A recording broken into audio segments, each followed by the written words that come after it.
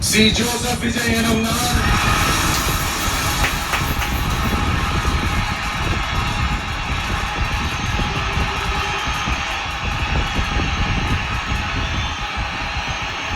சட்டப்படி அமைக்கப்பெற்ற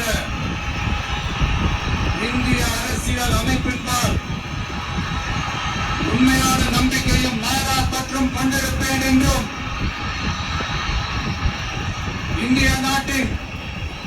ஒப்பில்லாத